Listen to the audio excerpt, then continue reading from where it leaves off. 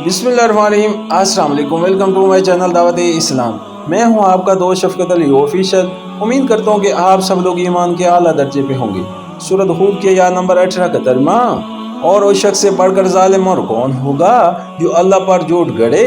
ऐसे लोग अपने रब के हजूर पेश होंगे और गवाह शहादत देंगे कि ये हैं वो लोग जिन्होंने अपने रब पर झूठ गढ़ा था। सुनो, खुदा की लानत है जालिमों पर। सूरत हूद हाशिया नंबर 20।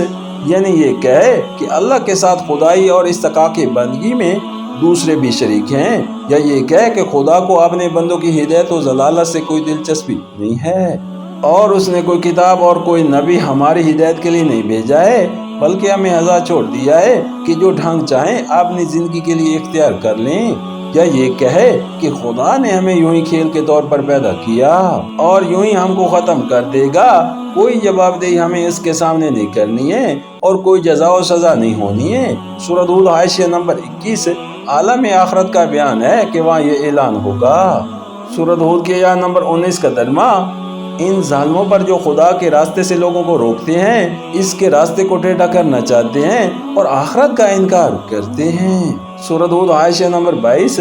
ये जुमला मतरज़ा है कि जिन जालिमों पर वहाँ खुदा की लानत का ऐलान होगा वो वही लोग होंगे जो आज दुनिया में ये हरकत कर रहे हैं। सूरत हूद हाशिया नंबर 23।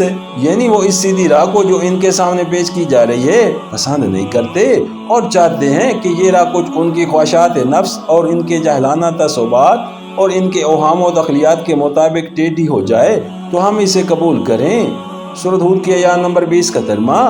वो ज़मीन में अल्लाह को बेबस करने वाले न थे और न अल्लाह के मुकाबले में कोई उनका हामी था। इन्हें अब दोहरा अज़ाब दिया जाएगा। वो न किसी की सुन ही सकते थे और न खुद ही इन्हें कुछ सूझता था। सूरत हूद हाशिया नंबर 24। ये फिर आलम आखरत का बयान है। सूरत हूद हाशिया नंबर 25।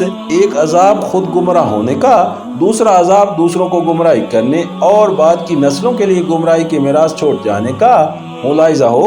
सूरत अल अराफ हाशिया नंबर 30।